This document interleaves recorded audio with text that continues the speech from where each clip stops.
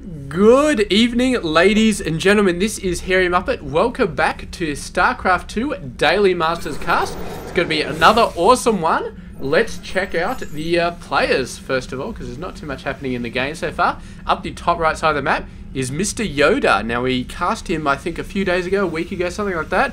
A few days for me, more than a week for you guys, because I've been casting so many games. And he is 21 years of age, from South Korea, plays for the TCM gaming team, and yes, he is up the top right. So I'm not getting these players confused, which is good. Not a huge map here, actually.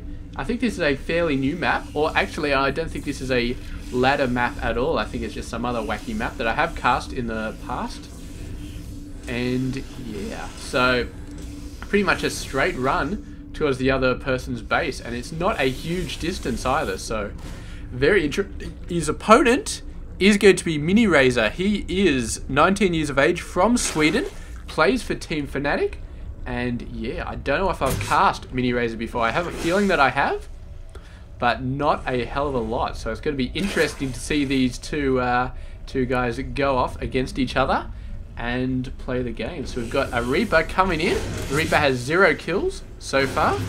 No units lost, actually, so far. Oh, this Reaper's so close, but does manage to get away. Of course, once it's off creep, the Reaper only has to worry about queens, because Lings have no chance of catching it until they get speed, which is being created at the moment. It looks like he's gone absolutely nuts on the worker income side of it, just getting enough gas to get those guys up, and that's about it. Second Reaper over there, but that guy's not really worrying about anything. Units lost still at 0. So yeah, fairly slow start to the game. They got 2 Reapers. For some reason he decided not to send the second Reaper out there. Maybe this guy is worrying about other stuff here. Yeah, but is going to decide to take the Watchtower with that Reaper, which is going to be good. Going to get a lot of vision. And it's almost scrapes the side of this. So you could potentially fit some Lings by there if you really wanted to, but it'll be very hard to get past without hitting those watchtowers. Unless you've got an air army, then of course you can go around, or you can go straight over the middle and avoid most of it, which we could see happening with, you know, dropships, banshees, any of that sort of stuff.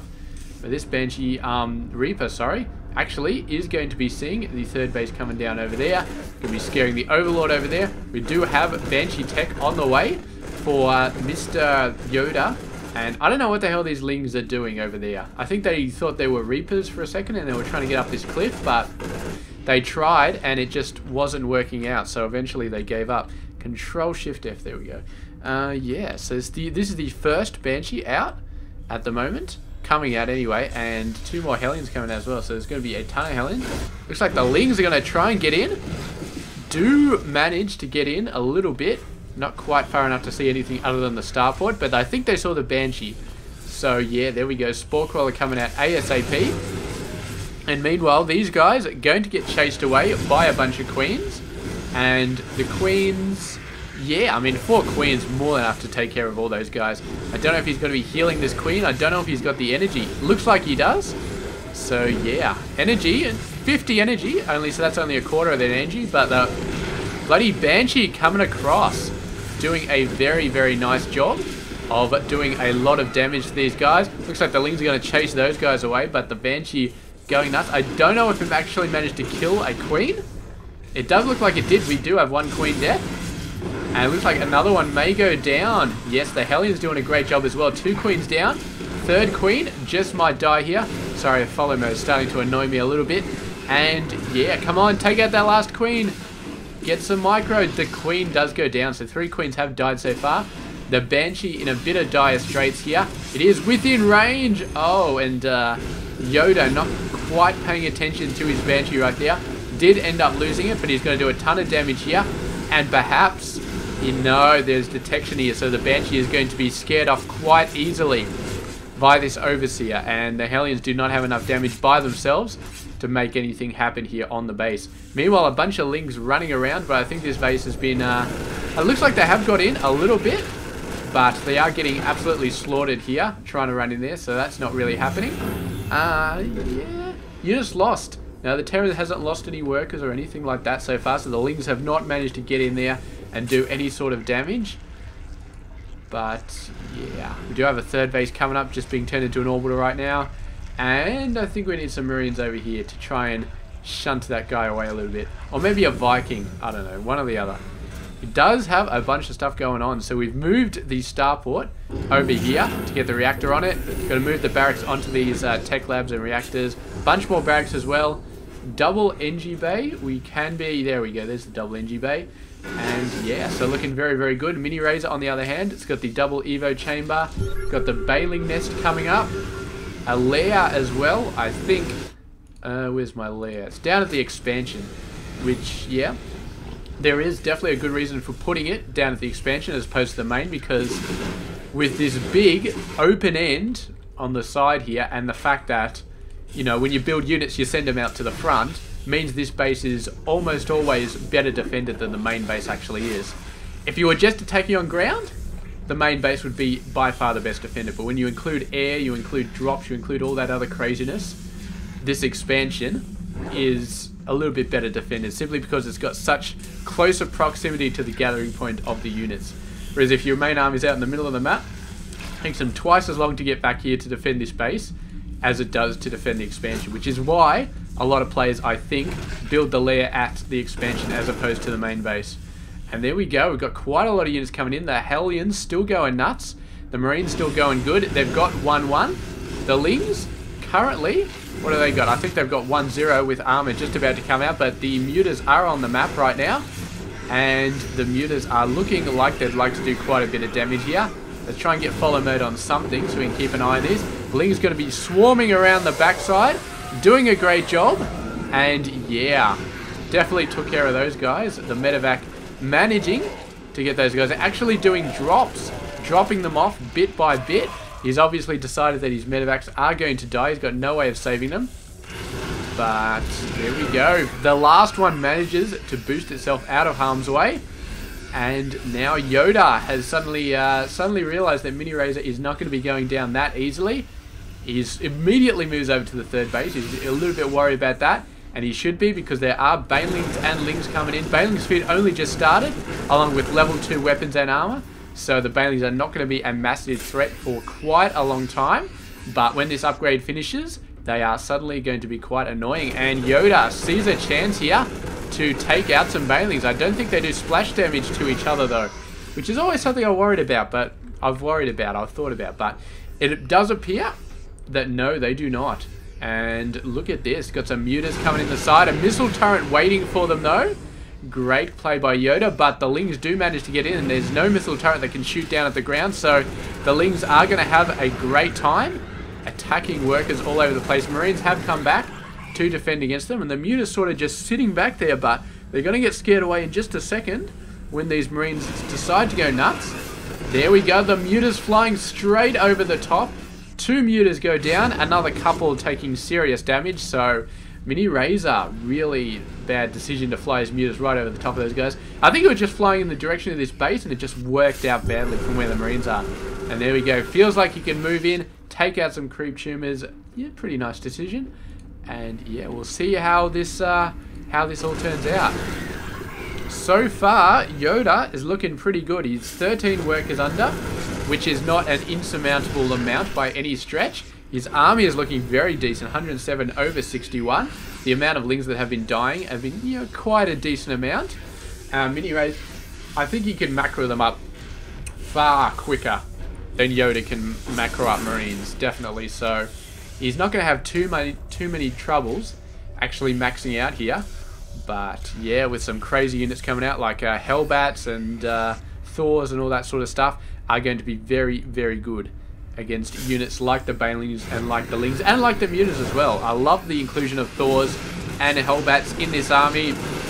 Widowmine count isn't that high. I guess he's given way to the Hellbats and Thors somewhat instead of just going pure Widowmine from the mech side of things. And we'll see how that decision pays off. There are a lot of Banelings here, a lot of Banelings coming out from Miniraser. He's going to roll them on in. No, not quite. He doesn't quite want to have a go here. He sees the Hellbats. He does not want to waste his Banelings on Hellbats, but there he goes. He's girling around, taking out a ton of Marines. The rest of the Marines were off creep though, and now they're going to move in, but he's not quite ready to move those Marines fully onto creep, and I can definitely understand why, because those Hellbats got completely owned when they got too close. And Miniraser keeping the Baneling count very, very high. His upgrades are 2-2. We're seeing level 3 weapons come out of YoDa, but no level 3 upgrades coming out of Miniraser, so it's going to be interesting as to what happens when this upgrade comes up. Looks like a flank coming up down here. Really, really nice job, and we may have to see a lift off. Another attack coming in from the main point, and YoDa taken completely by surprise. His army completely overwhelmed there. He was not expecting that flank, and he did almost nothing to deal with it once it was apparent that it was happening. He was just standing there like a deer in headlights almost, and his units basically just got absolutely destroyed. So YoDa not looking too good off that attack. I really got to say the micro when he was being attacked was almost non-existent, and you can definitely see the results here. He's if we have a look at units lost, he's still okay, but considering that he is mining less, he needs to be losing less. And he is losing less, but it's not as less as it could be. I don't know. I think he's still okay, but he was in a good position before the previous battle, and now he's only okay. So, yeah.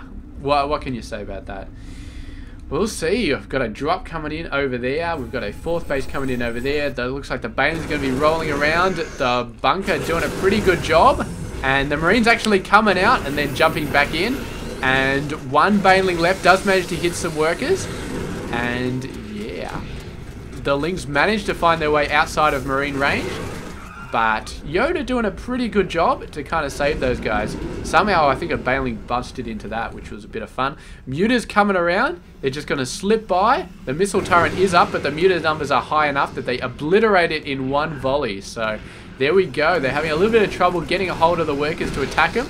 But they do take down a few before being scared away. And now they're on to the 2nd base. And a bunch of Marines in there as well. I think they can take out the Marines, but they are taking some hits. The Thor shows up. And I think this might be the straw that breaks the muters back. They're going to fly straight back across though, take this out. And this 2-prong attack doing very well. He's taken some serious hits on the muters though. But he is doing some serious damage to the worker numbers. We're down to 47 under 76. And I think most of that work was just done by those muters. So very, very nice stuff from Mr. Miniraser. And now he can really start to get the macro cannon going. Or the macro going anyway. Against YoDa, but YoDa is maxed out, so he's going to have to destroy some units before he actually starts eking out a win macro style, and that means these Banelings are going to have to do a great job. And he's on the edge of creep. He's getting off creep very, very fast.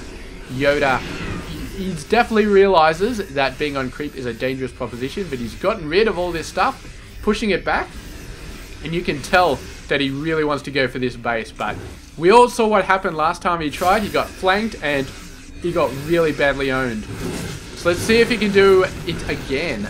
I actually take it out and not get badly owned. Hiding the Thor in the corner. Very nice. I like that move. If he was facing Hydras, it would be stupid. But facing Lings, it's a pretty nice go. So there we go. So far he's held up. He's taken out the hatchery, but here comes the flank. The Banelings coming in. Most of them hitting Thor though, but a few managed to survive long enough to actually get in there and start hitting Marines and stuff. But a small core of Marines do survive, and they are enough to scare away the muters. So YoDa losing most of his army, but does take the victory in that battle. The muters are very persistent though. With the help of some Lings, they are going to finish off the rest of the forces. But I guess the main thing here is the hatchery did go down. And there's still a Hellbat taking some stuff out, so yeah. Miniraser kind of needs to get on that. I don't think he can kill this thing, but should probably take care of that, because that thing is damn annoying. And he's killing workers, which is not good.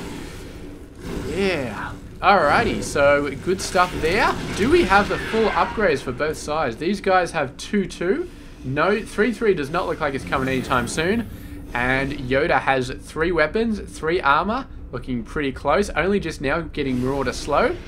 But I guess it's not useful unless you really got Marauders. He hasn't had a huge amount of them, just little bits here and there. Mostly Marines coming out everywhere. And Yeah, looks like Miniraser wants to even it up a little bit, go for this base. Relatively undefended. It's got a bunker which is helpful for harassment, but it's not helpful against this. This is more than harassment. This is... He was about to go around and he was just like, you know what? I think I'll just go through the front door. Workers managed to get out of there very, very sharply. YoDa, great chance at actually saving those guys. And yeah, meanwhile, the main attack coming in from YoDa over here. Looks like it is potentially going to be a base race. The workers being run away, but YoDa is chasing them with a passion. And the same goes with Miniraser. But I don't know, Miniraser's army is starting to look a little bit skittish all over here. He's going to try and do something, but if a core of Marines manage to build up and start knocking down mutas, it is going to be bad news. Meanwhile, YoDa's army is starting to look pretty unstoppable over here. I don't think that Miniraser can really hold off against this. It's the downside of being Terran versus Zerg is that, yeah, I mean, when it comes to reinforcements, Terran units, I mean, they've got stuff like Thors and Hellbats, and when they're reinforcing, they can still do some damage. Whereas Miniraser, a Zerg army, you need groups of units. You need a massive swarm of units. If you've just got individual lings running out, it doesn't matter if you've got 50 of them, they die so quickly. So when they're coming out, just being built, and the army is at your gates, they are not going to be able to do anything because they die so fast. So they die in pretty much 1 second. There's no chance to regroup. But with a Terran player, on the other hand, you're getting out your Marines. Even with Marines, they manage to get a few shots off before they die. And yeah, so it's also good because the Terrans get them faster, like more often. Than they don't get a huge amount at one time. Which maybe getting a huge amount at one time is not bad, but is maybe better, but I don't know. I mean, the Terrans always get a few shots off, so even getting them one at a time is kind of okay. So anyway, damn good game right there, and Mr. YoDa took out the victory, managed to get enough Thors and Marines out to scare away these guys. This Thor, I think this is a brand new Thor, but it's already got 4 kills, so those Thors really doing a fantastic job. And Miniraser, unfortunately, did not stand up as well against the all-in on his base from Mr. YoDa. So, yeah, unfortunate, very unfortunate, but YoDa has taken the game. Great job, and I will catch you guys tomorrow with another game. Stay tuned.